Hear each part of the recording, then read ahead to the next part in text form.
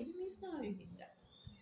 ඒ ස්නායු වලින් මේවා සංකෝචනය ආකෝචනය සිද්ධ වෙන්න ඒගොල්ලෝ මේවා කරන්නේ.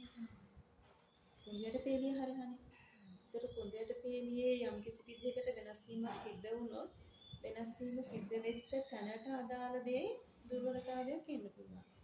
ඒක හදවතේද, පෙනහල්ලේද, වකුගඩුවේද, ආමාශයේද සමහරක් කට්ටියට ગેස්ට්‍රයිටිස් තියෙනවා. කුණ්‍යයට පේලියෙන් ඇඳලා කරන බෙහෙත් දුන්නාට පස්සේ හරි.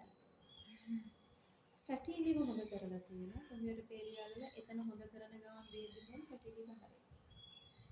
ඒ වගේ තියෙනවා. ඒතර එක මෙහෙණින් ඔයාලට ඒක මම කියන්නේ නැති මෙහෙණින් මාසෙ කෙනෙක් ආවා. එයාට ටොයිලට් යන එක භාගේ යන්නේ. සම්පූර්ණ යන්නේ. අවුරුද්දක් විතර වගේ ටෙස්ට් කරලා ඔක්කොම කරලා ස්කෑන් කරලා ඔක්කොම කරලා අන්තිමේදී ડોක්ටර්ස්ලා කිව්වලු මෙහෙණින් මාසෙට මානසික ප්‍රශ්නයක් තියෙනවා. කට්ටියක් අර්ශස් කියලා කිව්වලු කට්ටියක් අරම කිව්වලු. ඊට පස්සේ ඒගොල්ලන්ගේ ලොකු මෙහෙණින් මාසේ මගෙන් බෙහෙත් අරගෙන තවත් එක්කෙනෙක් ඉන්න පොඩි ගැටලුවක් තියෙනවා. මෙයාට මානසික ගැටලුවක් දැන්. අර ડોක්ටර් කියන එකනේ හිතන්නේ. ડોක්ටර් කිව්වා මෙයාට මානසික ගැටලුවක් තියෙන කියලා. ලොකු මෙහෙණින් මාසෙන් මට ඇවිල්ලා කිව්වා පොඩ්ඩක් ડોක්ටර් බලන්න මෙයාට මානසික ප්‍රශ්නයක් තියෙනවද?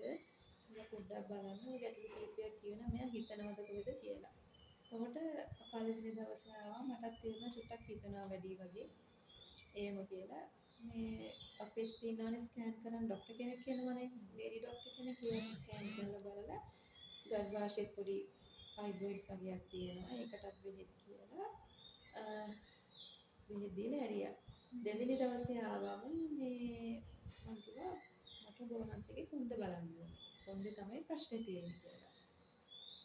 නෑම කිව්වා කොන්ද රිදෙනවා නමුත් টয়ලට් යන්න නැතුනම කොන්ද රිදෙනවනේ සාමාන්‍ය අපිට උනත් දැන් টয়ලට් යන්න නැතුනම කොන්ද ගැක්කම එන්න පුළුවන් අර්ශස් වලට එහෙම දෙන්නුවෙම නෑ.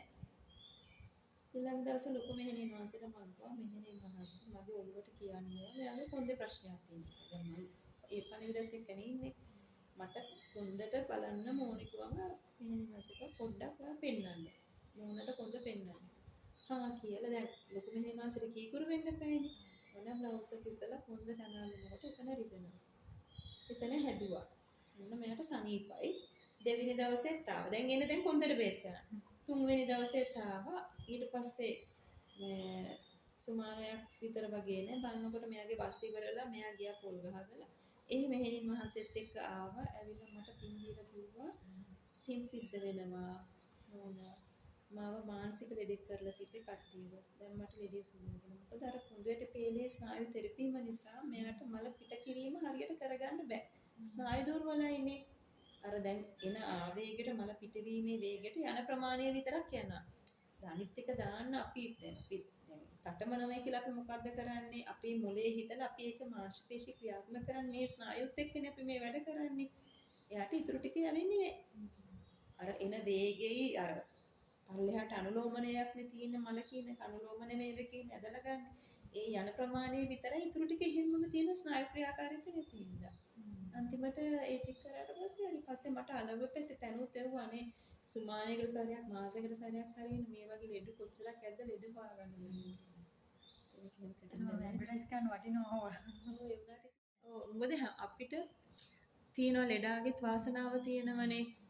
ලෙඩාගෙත් වාසනාව තියෙනවා මේ බොන්නෝක පේ ආවේ. මේ එයාගේ මොකද අපිට